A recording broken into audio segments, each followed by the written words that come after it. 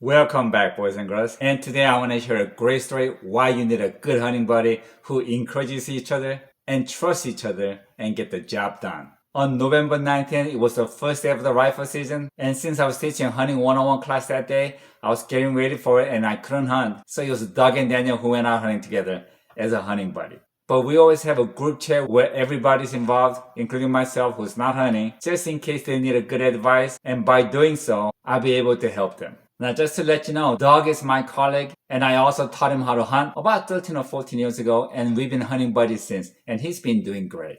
But for the past 3 years, he was working at a hospital in Lynchburg, and he just came back this year. So for him, this was the first hunt in 3 years. And Daniel, I taught him how to hunt last year, and on his first season, he shot 7 deer, and he did very well. But this time, I was sitting out, and it was for them to get to know each other and spend some quality time in the woods. So I'm sitting at home having my breakfast, getting ready for the class, and at 7:19 I saw a text from Doug saying, "What did you get?" And Daniel said, "It's a spike." And he also said he got shot and he ran up the hill, and because of the trees, he lost the sight of him. So Doug congratulated him, and right after that, Daniel was saying, "I'm gonna give a few more minutes." Right here, I knew what they were thinking. In most cases, when the gun goes off, the shooter wants to get down and confirm their shot as soon as possible. At the same time, the hunting buddy who never shot, when he hears the gunshot, he thinks the hunt is over. So they all want to come down. So as soon as I saw the text, I told him, today morning is very cold, so don't worry about the meat. Stay on the tree and hunt till 10:30 as you guys planned it.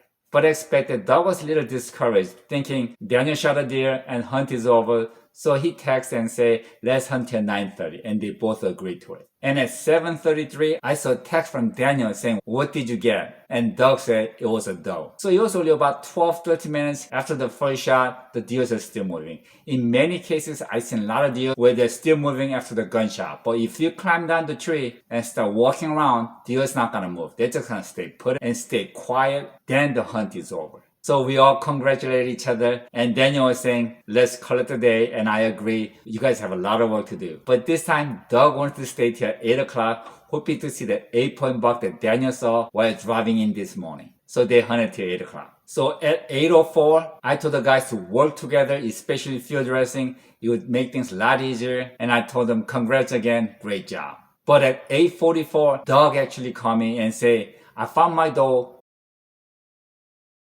but we're still looking for that spike. And he told me there was no blood trail whatsoever, and they literally fan searched everything, and they couldn't find any blood trail or the spike. So I asked him, what did Daniel say when he shot it? When he got shot, he just bolted and ran. Now that means it was hit, and Daniel felt very solid about his shot as well. Now in cases like this, you have to trust the shooter because they know the best. So I told Doug, do you remember when we first hunted together where you couldn't find your deer? I told you to climb back up the tree, and then I'm gonna go where the deer was standing, and you could point out the spot where the deer was shot. From there we could search again. And Doug agreed, and we hung up the phone, and I was praying and I was hoping. And at 9:32, Doug sent me a picture of us. What seems like a little fat, or to me it looked like a piece of bone. So I asked him, is that a piece of bone? And he said, yes, it's a piece of bone. And they found the spike. And the spike ran about 20-50 yards through the brush, through the thickets, and there was no blood trail until only about 30 yards where it was laying. And before the blood trail, Doug actually found a piece of bone, which encouraged them. It was a hit, and they continued to look for it and found the blood trail and found the deer as well. We found the bone fragment, and from there a little bit of blood, and some tissue over here. Sled.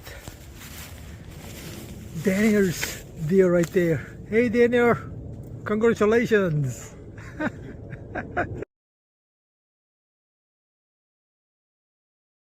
So it took them about 2 hours, but this is a very good example of encouraging each other and trusting each other and keep looking for it until you find your deer. And later, Daniel told me he made a rookie mistake where he shot a little low. Now, I've always said, now when you're shooting downward from a tree stand, there's a good chance you're gonna shoot low. But the shot was solid. It went through one lung and bust the other side of the leg, and that's where the piece of bone came apart as he was running. So first day of the rifle season, they both got their deer.